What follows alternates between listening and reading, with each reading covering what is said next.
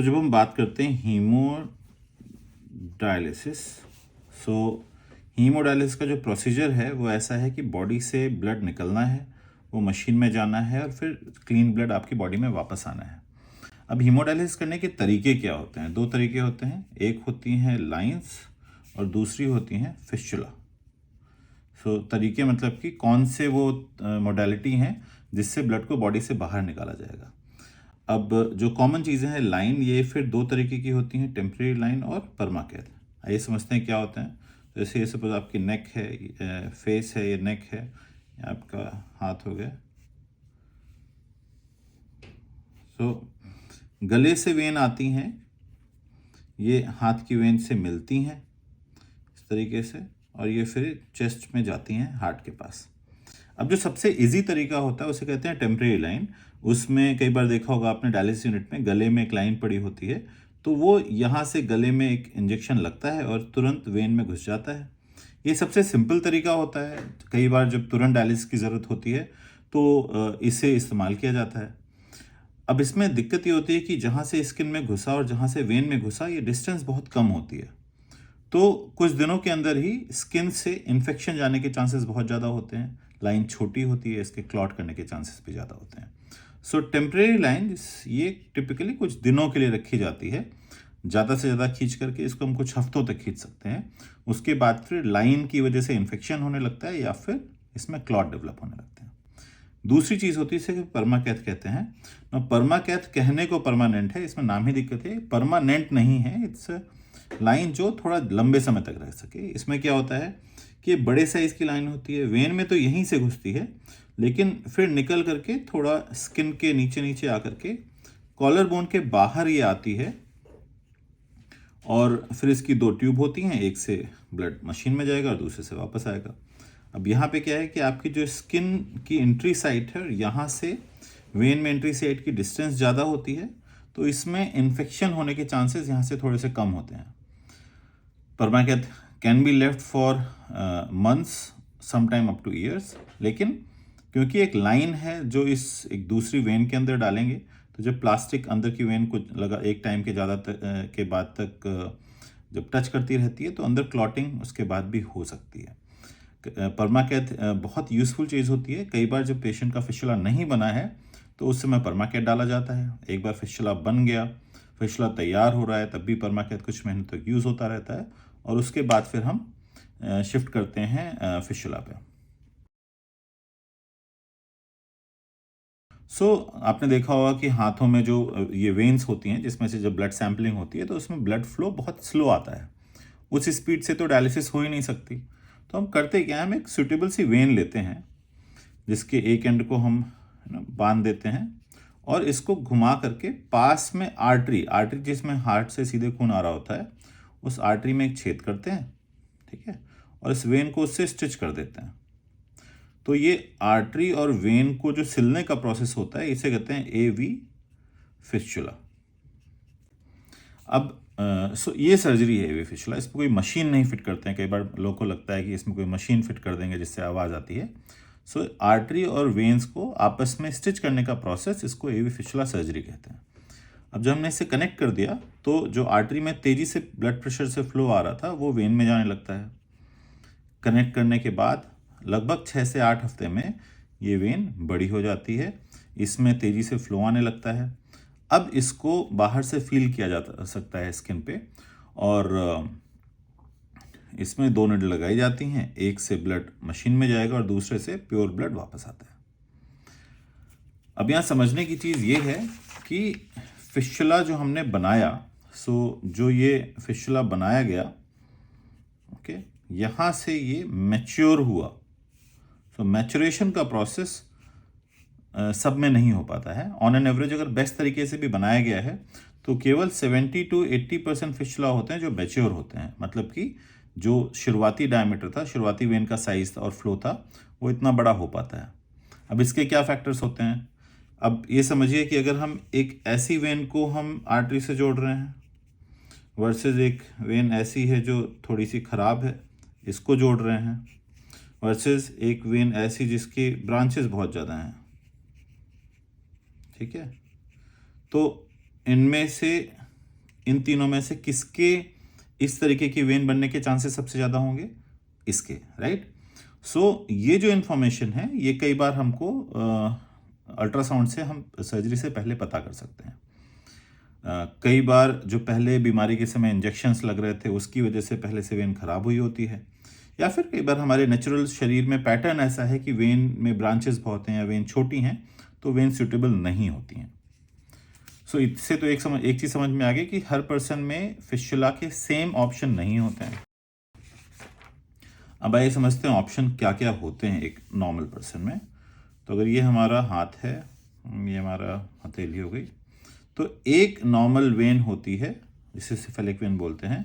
ये इस तरीके से हाथ में बाहर के तरीके से जा रही होती है, हमारे हाथ में इस जगह से ऊपर की तरफ जा रही होती है। और एक और वेन होती है जो अंदरूनी तरफ में होती है, ये हाथ में अंदर की तरफ से हमारे हो गया, शोल्डर हो गया। सबसे कॉमन साइड फिस्टुला की या तो यहाँ से कनेक्ट कर देते हैं, इसको हम RCF बोलते हैं, या फिर हम यहाँ से कनेक्ट कर देते हैं, यहाँ पे आर्टरी से। सो ये आर्टरी आ रही है, ये ऐसे डिवाइड होती है, इसको हम BCF बोलते हैं। ये दोनों जो फिस्टुला होते हैं ये छोटे से कट से ही बन जाते हैं। ये दोनों आर्टरी वेन जो है अपनी सही पोजीशन पे होती हैं, अगर अल्ट्रासाउंड से देखने पे सूटेबल हैं तो एक छोटे से कट से ही ये फिस्टुला बन जाते हैं। और एक बार सर्जरी की 5 से 6 हफ्ते के बाद ये वेन इस केस में ये एरिया और इस केस में ये एरिया डायलिसिस के लिए इस्तेमाल होता है। सिमिलरली एक हाथ में वैसे ही दूसरे हाथ में। जिनमें ये सूटेबल ऑप्शन नहीं होता है या फिर फेल हो चुके होते हैं, उसमें एक अंदर की तरफ वेन होती है जिसे बेसिलिक वेन बोलते हैं। बेसिलिक वेन को भी इस आर्टरी से कनेक्ट करके फिस्टुला बनाया जा सकता है, लेकिन उसमें दिक्कत ये होती है कि बेसिलिक वेन ये जैसे हाथ है, यहाँ से फिर अंदरूनी यहाँ से निकलते ही अंदर चली जाती है और काफ़ी गहराई में चली जाती है। तो हमने भले फिस्टुला बना दिया, लेकिन क्योंकि वेन अंदर चली गई तो यहाँ से इसको फील करके निडल लगाना बहुत मुश्किल होता है। सो बेसिलिक वेन के साथ जब फिस्टुला बनाया जाता है तो पहली स्टेज में तो हम छोटी सी सर्जरी कर देते हैं। इसके बाद कुछ समय के बाद आ करके इस पूरी वेन में यहाँ पे एक बड़ा चीरा लगता है और फिर इस वेन को घुमा करके आगे लाया जाता है स्किन के नीचे और आगे की तरफ। एक बार जब ये सर्जरी हो जाती है तो फिर इससे डायलिसिस की जा सकती है। ओके, इसके बाद भी लाइफ तो लंबी है और कई लोगों में इसके बाद भी ये फिस्टुला भी फेल हो गई या फिर इसका ऑप्शन नहीं है, तो फिर उनमें जिनमें अपनी वेन्स का ऑप्शन नहीं बचा होता है उनमें फिर AV ग्राफ्ट किया जाता है। AV ग्राफ्ट क्या है कि आपका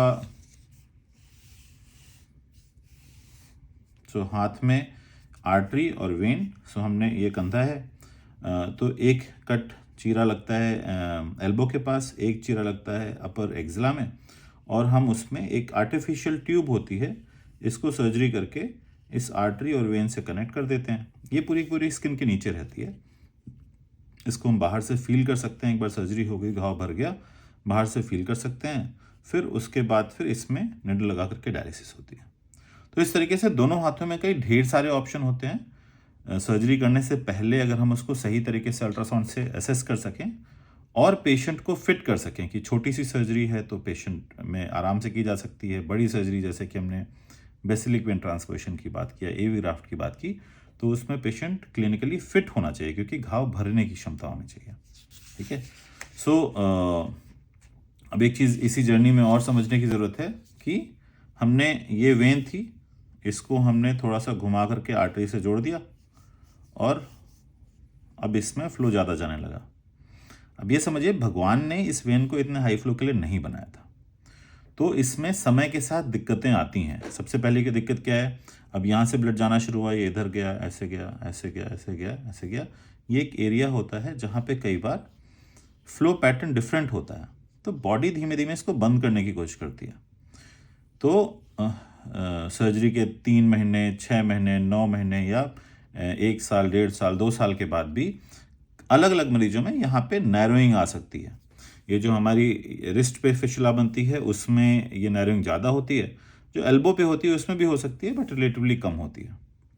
तो टाइमली देखना ज़रूरी है कि अगर यहाँ पे नैरोइंग आ रही है तो उसको समय से सही किया जा सके, इससे पहले कि इतना नैरो हो जाए कि पूरा फिस्टुला बंद हो जाए। दूसरा, हम फिस्टुला में समय के साथ क्या करते हैं, निडल लगाते हैं। ये मेटालिक निडल होती हैं, अगर मैं इस टेबल पे भी बार बार निडल मारूंगा तो उसमें छेद हो जाएगा या ख़राब हो जाएगी। तो ये तो ह्यूमन बॉडी है, तो जब एक जगह पे बार बार निडल लगती है तो यहाँ पे भी कभी कभी वियर एंड टेयर होते हैं, नैरोइंग होती है, और इसकी वजह से भी फिशुला बंद हो सकता है। ओके, तो हमें ये भी समझ, ये दोनों इस चीज़ के एग्जाम्पल हैं कि मैं फिशुला को लगभग हर 3 से 4 महीने में एक बार क्लिनिकल इवेल्युएशन बहुत ज़रूरी है, हमें देखना बहुत ज़रूरी है कि कहीं ऐसा तो नहीं कहीं नैरोइंग हो रही है। ओके, आखिरी चीज़ जो हमें और याद रखने की ज़रूरत है, जिसके लिए मैं चाहूँगा कि आप फर्स्ट डायग्राम पे वापस आएँ। हम लोग जो बात कर रहे थे, जिसमें हमने डिस्कशन किया था अंदर की वेंस। जब किसी की अगर अंदर की वेंस में लाइंस बहुत ज़्यादा पड़ी रह गई, सपोज बाईं तरफ से पड़ी हुई थी, और जब उसी हाथ में फिशुला बनाते हैं तो हो सकता है पहले जो लाइन ये अंदर बहुत दिनों तक पड़ी रही थी उसने इस तरफ की अंदर की वेंस बंद कर दी थी। ऐसे में जब हमने इस हाथ पे फिशुला बनाया, मतलब कि इस वेन में फ्लो बढ़ाया, तो उसके बाद ये हाथ सूज सकता है। तो ये नॉलेज कि सर्जरी के बाद अगर हाथ बहुत ज़्यादा सूज रहा है तो उसमें कई बार हमें वापस आकर के अंदर की नसों को खोलना पड़ता है। ओके, कुल मिला के मैं इसके लिए यही समझाता हूँ कि एवी फिशुला दूसरी किसी सर्जरी से अलग है। जैसे किसी को पथरी हुई, उसमें पथरी स्टोन निकलवा लिया, और that is done for life. यहाँ पे हम आपको कुछ बना करके दे रहे हैं जिसका इस्तेमाल होगा बार बार सुई लगाने में, तो इसमें कुछ ना कुछ वेयर एंड टियर होते हैं, और जिसके लिए बार बार सर्विसिंग, बार बार उसकी ज़रूरत पड़ सकती है। Okay, thank you.